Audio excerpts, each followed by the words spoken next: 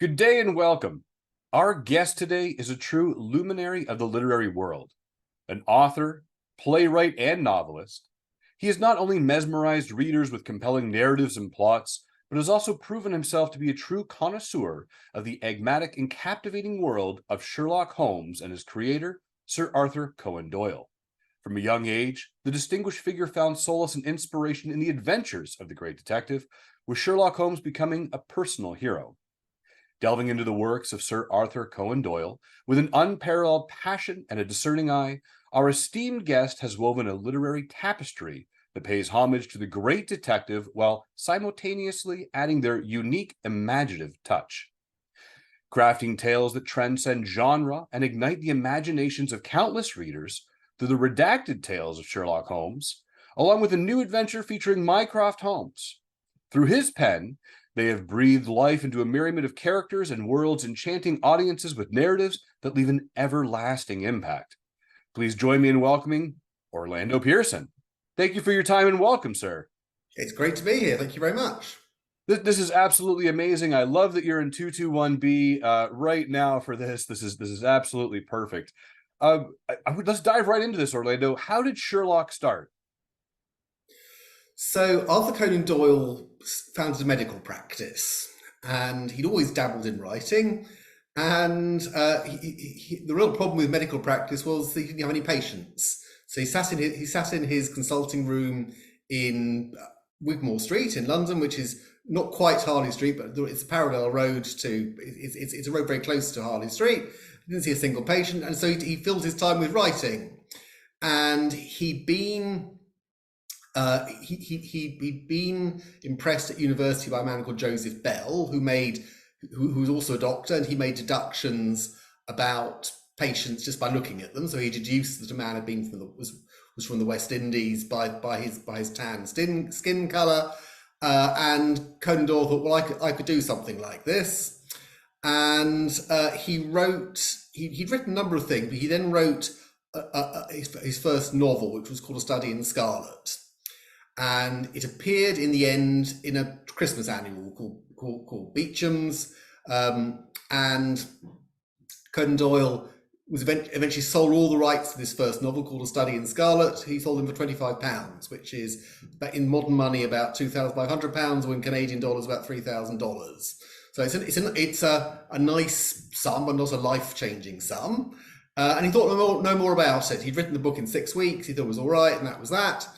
And then he decided to write another one, and he wrote one called The Sign of Four, and that sold to a publication called Lippincott's. And Lippincott's was a weekly publication, and Conan Doyle got a shilling for every copy sold. So once again, that's 5 pence, which is a nice to have, but once again, not a life-changing sum. And that would probably been about it. But he was contacted by an organisation called the Strand magazine. And the Strand magazine ran it still runs in the States, doesn't run over here, but it runs in the States. And the Strand magazine ran for decades. And it was a literary magazine, and it got all the best writers you can imagine. All the best writers of that time wrote in the Strand. So P.G. Wodehouse, Rudyard Kipling, Agatha Christie, E. Nesbit, who wrote Five Children they all wrote in the Strand. And he produced his first short story, which is called A Scandal in Bohemia.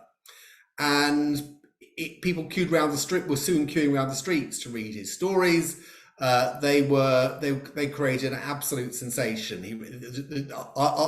When I go on Sherlock Holmes panels, people always talk about the novels. I'm much more a fan of the short stories. I think the short stories are absolutely brilliant. I'm a fan of the short story genre, and there's simply no better short stories. There are other. It's not really very English genre. It's more a French and a German and Italian genre. Short stories are not many English short story writers, but Conan Doyle's are the best. They are fantastic English short stories. And I'm sure the Sherlock series came over to Canada as well, and the writer of that was a man called Martin Gatiss. He said, well, if you found these stories mouldering in a cupboard 100 years and everyone forgot about them, you'd want to publicise them because they are such good stories. So I'm a huge fan of his short stories. Now, you actually had just briefly mentioned Canada there, which is where we are today. What is the connection between Sherlock Holmes and Canada? Not many people know about this. I'm going to say poem that has been written. Can you share that with us? Yes, I'd love to. So here I am. I am sitting in London. Behind me is a scene which everyone will look at the scene behind me and think, "Oh, that must be Baker Street." And here we are talking about a man who never actually existed. Conan Doyle said he'd never lived, so he could never die. I'm dressed. You can set a record for the most people in one place dressed as Sherlock Holmes. I'm dressed as Sherlock Holmes. The record is 430. There's no record for the most people looking like Hamlet or most people looking like Hercule Poirot, but Sherlock Holmes, it just goes everywhere. And in 1942, there was a Canadian-born writer called Vincent Starrett, and he'd emigrated as a child to Chicago. He was a journalist in Chicago. In 1942, you can imagine, was a difficult time. Canada and the United States had been at war for some time. People were away, and he wrote a poem about a way of dealing with difficult times. And he didn't call it Sherlock Holmes. He didn't call it How to Deal with Difficult Times. He just called it 221B. And you think how many people you just recognize by their, not even by their street, but by their street number.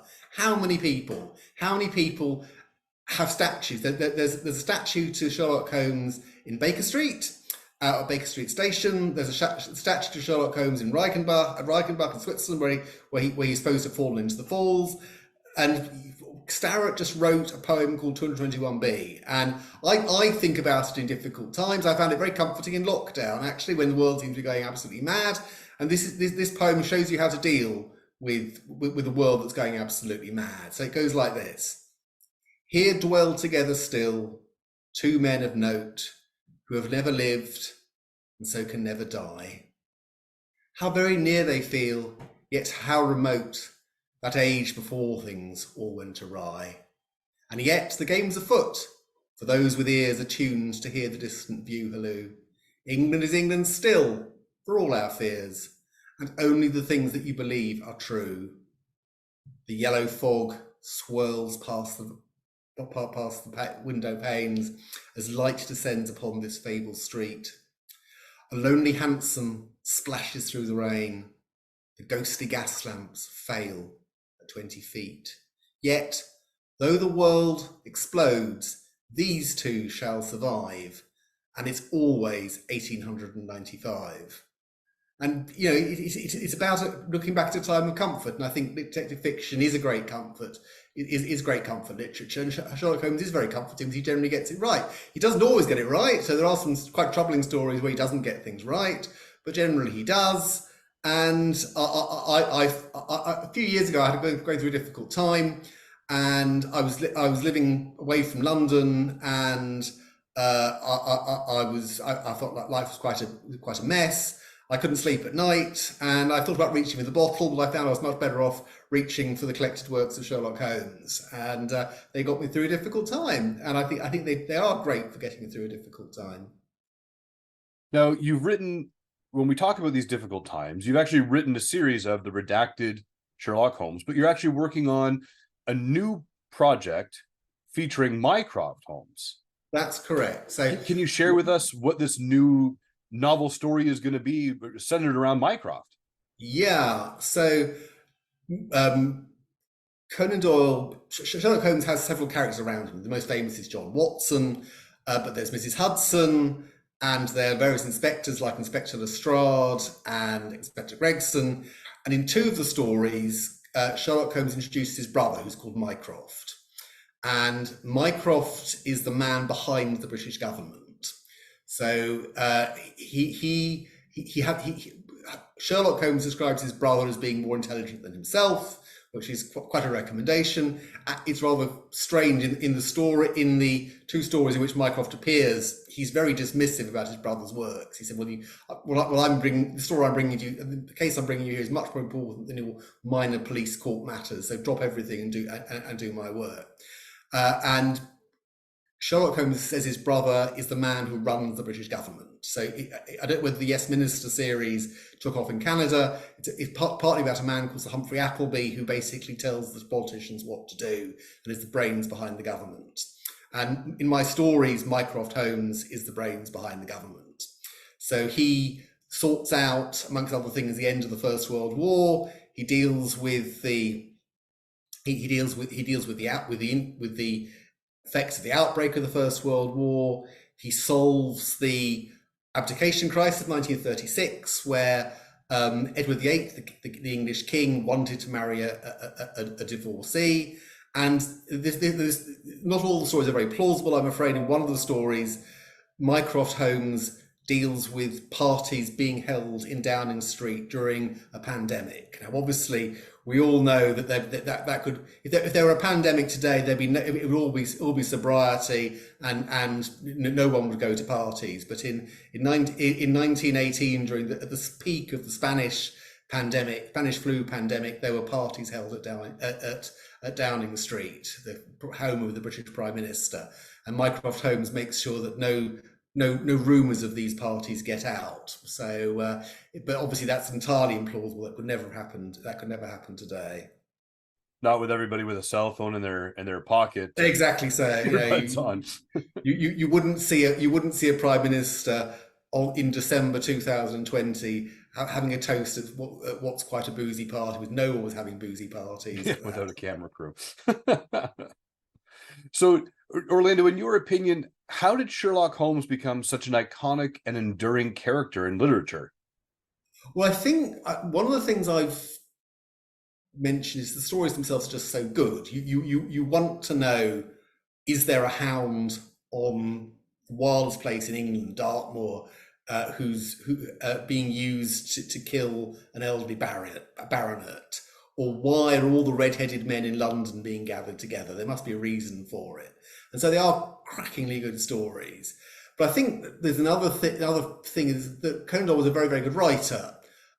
He wrote all sorts of things. He regarded his Sherlock Holmes stories as rather below the salt. He kept on trying not to write them. As he wrote at least one short story about sport. He wrote science fiction. I'm not a huge science fiction fan, but I read his. I don't think his science fiction would be read if it weren't for the fact that he'd also written Sherlock Holmes stories. And he wrote quite a lot of historical novels, which I confess is not really my thing. I've not read them. I'm told if you like that sort of thing, you'll like that sort of thing. But I'm afraid it's not really my sort of thing, so I haven't read them. But that's what he regarded as what he wanted to do. But actually, even if he'd not produced Sherlock Holmes, Conan Doyle would be a footnote in history, because he became Sir Arthur Conan Doyle not because of his writing, but because he helped British troops during the Boer War in 1901-2. He went out. He was 46. He went out to South Africa to help with the British troops who were wounded in South Africa, and that's what he won his knighthood for. He later became interested in spiritualism. So where I live in southwest London, there is a spiritualist church which was opened by Sir Arthur Conan Doyle. He lived not far from here. He came to Kingston, which is it's about a mile from where I live. And he'd lost a son in the First World War, and lots of people got into spiritualism as a result of losing loved ones during the First World War, and he opened the church. So he's supposed to have, you'll have heard of the Piltdown Man, the half-ape, half-man found in a quarry about a mile away from where Conan Doyle was living. Once again, there are suggestions that Conan Doyle actually planted it, but it was a forgery. He was... I think with Sherlock Holmes, he earned such a lot of money, he could do other things. And I don't think life is about earning money. It's about life. Life is about what you do with whatever you get. And he made a fortune out of Sherlock Holmes when he killed Sherlock Holmes off in the Reichenbach Falls in 1891. He said, "I'm burying my bank account along with Sherlock Holmes." millions. So he made about, they reckon in today's money, he made about 15 million Canadian dollars out of Sherlock Holmes, which is, you know, best than a kick in the teeth of the run up. And he built a huge house to the southwest of London where he lived for a few years, and he died a very wealthy man. And if you become a successful author, your earnings go up and your costs generally go down, because people will do more and more of the things that you have to do yourself or pay for yourself. And so Conan Doyle, if he hadn't written Sherlock Holmes, he'd have done some things, but writing Sherlock Holmes meant he could do a whole lot more things than he otherwise would have done. So I think he's an interesting figure in his own right. When we talk about Sherlock Holmes and Sir Arthur Conan Doyle, he made this really coining phrase called a three-pipe problem, which Sherlock Holmes almost has in every case I've ever read or seen, where, oh, it's a two-pipe problem or a three-pipe problem. Can you shed some light on what is meant by this?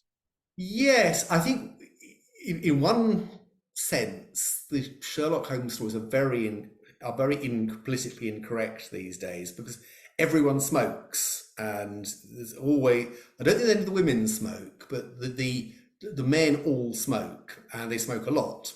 So they're always having cigarettes or cigars or pipes. And I've never smoked myself, but a pipe is supposed to be a way of an aid to concentration, and to smoke a pipe generally takes about an hour or so, and so to smoke three pipes means if it's a three-pipe problem. And of course, when they did the Sherlock series, they can't really show people smoking anyway. Most people don't. And B, it's not generally considered acceptable. So I thought that they got around it very cleverly. When Sherlock had a real problem, they showed him with 3 nicotine patches. And I thought that's a Sherlock for the modern age. The creators of the Sherlock series obviously knew their Sherlock Holmes very well, and they absolutely loved it. Martin Gatiss, who wrote a lot of it and actually played Mycroft in the Sherlock Holmes series, said, when I was a child, I was obsessed with Sherlock Holmes, and in a way, it's amazing I've lost my virginity. And I think people can become obsessed with Sherlock Holmes. I think that would be pretty unique to see, Sherlock Holmes popping the nicotine gum or replacing his nicotine gum. Well, I have to admit, when I'm writing Sherlock Holmes stories, I have them smoking all the time. I like being politically incorrect. In one of my Mycroft stories it's actually told by Dr. Watson. It opens with a lady coming to see him, saying she's got a chill, and he says, "Well, do you smoke?" And she says, "Well, no, I don't." He says, "Well, I really think you ought to start in that case, because that's what in 1918 London, actually, that's what probably would happen. Smoking was regarded as a bit of a cure-all. In 1918 London, there was no medication that a chemist could give you. It was all being used for the troops at the front. So actually, probably smoking would be what Dr. Watson would recommend. And one of the original Sherlock Holmes stories has him solving a problem by leaving a trail of ash on a carpet and seeing where the footprints fall on it.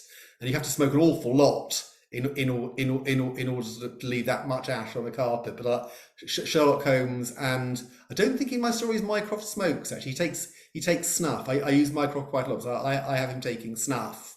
But Sherlock Holmes and Dr. Watson both smoke very heavily, and so do a lot of the other characters, because actually that's what people did in those days, and a lot of the Holmesian deductions come from smoking habits. So he identifies a man is left-handed by the fact that the right side of his pipe is scorched from lighting it on gas lamps. So if you're right-handed, it'll be the left side that gets scorched. If you're left-handed, it's the right side that gets scorched. And so that's a deduction that Sherlock Holmes makes from, and you probably couldn't make that deduction today. So. And Orlando, where can people learn more about you and find your work?